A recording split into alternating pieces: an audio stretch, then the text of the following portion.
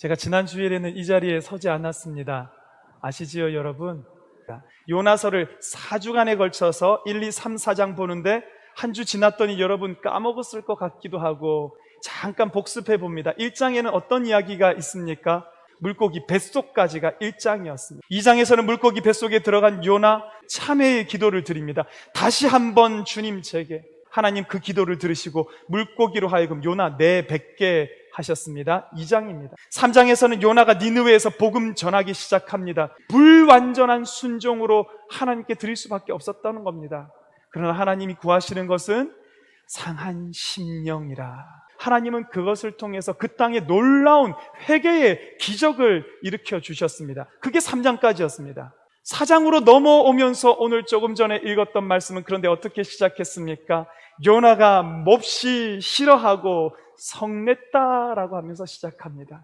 제가 이게 싫어서 차라리 나를 죽여달라 하지 않았습니까? 요나가 하나님께 항변합니다. 그런 요나를 향해서 하나님 박농쿨의 교훈을 시작하십니다. 요나가 하나님께 다시 대들죠.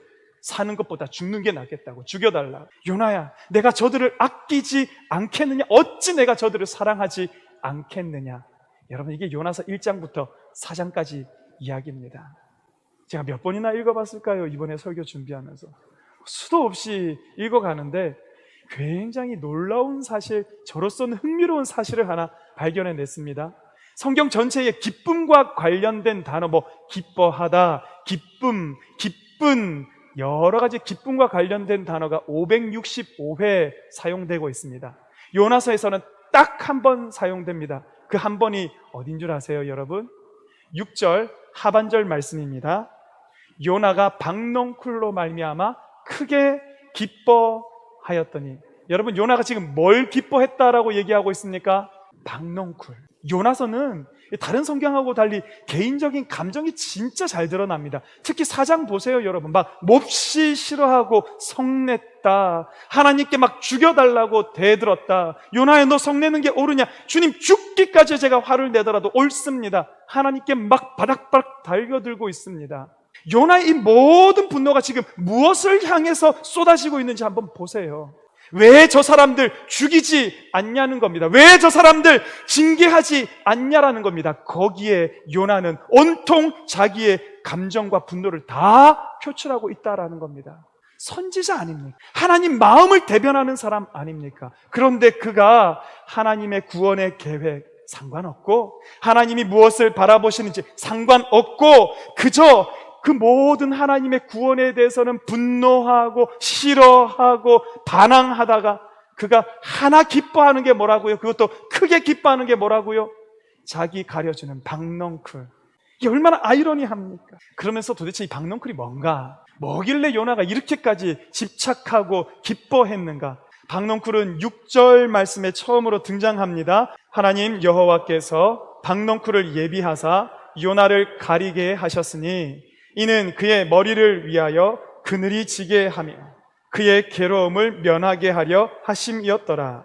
요나가 박농쿨로 말미암아 크게 기뻐하였더니. 요나 가려주기 위한 박농쿨입니다. 그런데 여러분, 그게 끝이 아닙니다. 하나님은 의도가 있으셨다는 거예요. 그 크게 기뻐하는 박농쿨을 그 다음날 벌레로 하여금 갉아먹게 해서 죽게 만드십니다. 요나가 햇볕 가려줄 만한 건 없죠. 뜨거운 바람 불어오죠. 죽겠다고 다시 하나님 앞에 달려듭니다. 차라리 사는 것보다 죽는 게 낫겠다고.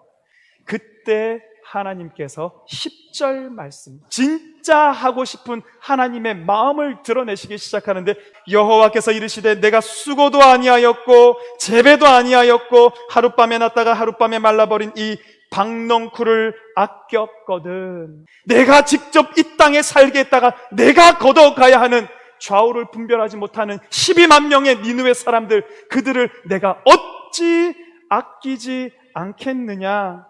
여러분, 하나님은요, 이 박농쿨을 통해서 하나님의 마음을 드러내 보여주고 있다라는 것입니다. 다시 말하자면 박농쿨은 뭡니까? 교보제, 여러분 아시죠? 교육, 보조, 자료가 되는 겁니다. 박농쿨을 보면서 요나야, 내 마음 좀 이해해다오. 요나야, 내가 지금 뭐 보고 있는지 너도 좀 봐라. 내가 지금 누구를 구원하고 싶은지 요나야 너도 함께 좀 보기를 원한다. 하나님 박넝쿨을 그렇게 사용하고 계심에도 불구하고 요나의 관심은 어디 있습니까? 오로지 요나는 하나님께서 교보제로 사용하고 있는 이 박넝쿨, 그 박넝쿨에만 온 마음을 빼앗겨서 시선을 점령당하고 그것만 중요한 채 살아가고 있었다라는 것입니다. 여러분, 사자성어 가운데 견월망지라는 말 들어보셨습니까? 견월, 달을 바라보고, 망지, 손가락은 잊어버려라. 달을 가리키면서 이렇게 달을 가리키는 손가락.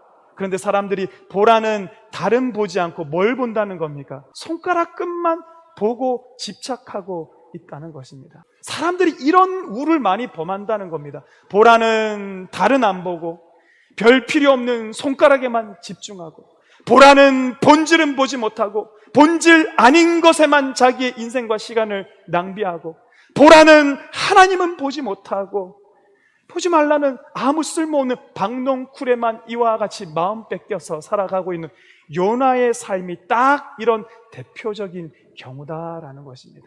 성도 여러분들은 혹시 그 박넝쿨에 혹시 여러분들의 마음을 빼앗기지는 않았습니까? 자가 진단해 볼 수 있는 이 박넝쿨의 속성 3가지를 제가 한번 살펴봤습니다. 10절 말씀 같이 한번 읽어 주십시오. 하룻밤에 말라버린 이 박넝쿨을 아꼈거든. 첫 번째 박넝쿨의 속성은요, 내 것이 아니다라는 겁니다. 두 번째 박넝쿨 속성 뭡니까? 하룻밤에 났다가 하룻밤에 말라버리는 게 박넝쿨이에요. 박넝쿨 세 번째 속성 뭡니까? 아낀다는 거예요. 그럼에도 불구하고 우리가 이걸 아껴요. 우리가 이 박넝쿨에 목을 메고 살아가요. 박넝쿨을 얻기 위해서 목숨 걸고 살아가더라라는 것입니다. 요나 보십시오. 박넝쿨을 예비하사 요나를 가리게 하시니라. 그랬더니 요나의 반응은 요나가 박넝쿨로 말미암아 크게 기뻐하였더라. 그런데 그 이튿날 박넝쿨을 갉아먹게 하심에 시드니라 라고 했더니 그 반응은 어떻습니까? 스스로 죽기를 구하여 이르되 사는 것보다 죽는 게 낫습니다. 차라리 나를 죽이십시오. 여러분, 이 박넝쿨로 크게 기뻐하는 삶을 살고 있지는 않냐라는 것입니다. 그럼 어떤 분들은 목사님, 그럼 생명, 건강, 자녀, 인생, 돈, 행복 이거 소중히 여기는 게 잘못입니까? 죄입니까? 아니요, 그렇지는 않습니다. 필요한 겁니다. 없어서는 안 되는 것이 분명합니다. 우리가 지금까지 박넝쿨이라고 불렀던 생명, 건강, 돈, 지식, 자녀, 행복 모든 것이 우리에게 다 소중하다라는 겁니다. 소중하지만 여러분, 우리 잊지는 말자는 겁니다. 하나님께서 왜 박넝쿨을 우리에게 주셨는가? 무슨 목적을 위해서 박넝쿨을 우리의 삶에 허락하셨는가? 그거 잊어버리면 안 된다라는 것이죠. 박넝쿨 그 자체를 위해서 살라고 주신 거 아니에요, 여러분. 박넝쿨을 통해서 하나님의 마음이 뭔지를 알라는 겁니다. 박넝쿨을 보면서 그걸 허락받은 인생들아, 하나님께서 무엇을 위해서, 어떤 사명을 위해서 나를 이 땅에 보내셨는가? 교육 자료로 박넝쿨을 우리에게 주셨다라는 것입니다. 그분의 원하심 따라서 이 땅을 살아가는 것이 박넝쿨의 옳은 사용법이라는 것을 여러분 꼭 기억하시기를 바랍니다. 오늘 이 땅 살아가는 대부분의 사람들의 꿈이 어디에 머물고 있는지를 살펴봤을 때 대부분이 이 박넝쿨을 못 넘어요, 여러분.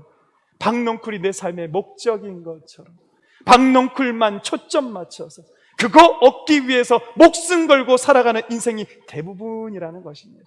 그 너머에 계신 하나님이 우리에게 무엇을 원하시는지, 그 뜻이 무엇인지, 주신 사명이 무엇인지, 오늘 우리 그리스도인에게는 하나님의 뜻을 발견하고 그것을 위해 살아가는 것이 바로 꿈 너머의 꿈이 된다라고 얘기하고 있는 것입니다. 예수님께서 이만큼 자라가라, 장성한 분량에까지 이르라 하신 그것이 내 인격되면서 성령님의 권능이 내 능력되어서 어디로 보내시든지 무엇으로 가라 하시든지 어떤 사명 주시든지 감당해 내는 삶. 여러분, 이 삶, 꿈 너머에 꿈을 꾸는 분, 박넝쿨 너머에 하나님을 보는 우리 모든 성도님 되시기를 간절히 바랍니다. 이제 요나서로 돌아가서 말씀을 맺겠습니다. 요나서는 결론이 없어요, 여러분. 요나서 4장 마지막에 어떻게 끝나는지 보면 내가 그들을 어찌 아끼지 않겠느냐 하나님 질문으로 끝납니다. 그 말은 곧 여러분들이 내라는 겁니다. 여러분 어떻게 요나서의 마지막 장을 써내려 가시겠습니까? 하나님 말씀하시는 것처럼 꿈 너머의 꿈을 가지고 박넝쿨 너머의 하나님을 바라보며 하나님의 원하심과 하나님의 꿈과 하나님의 사명대로 이 땅을 살아가실 건지, 박넝쿨 인생 살 것인지, 그게 전부인 줄 알고 그게 내 살 길인 줄 알고 거기에 함몰되어서 살아갈 건지 여러분 손에 달려 있는데요, 간절히 바랍니다. 꿈 넘어 꿈을 바라보시고 박넝쿨 넘어 하나님 바라보시고 그분의 원하신 뜻대로 살아서 진짜 이 땅을 생명으로 살아가시는 우리 성도 되시기를 주님 이름으로 축원합니다.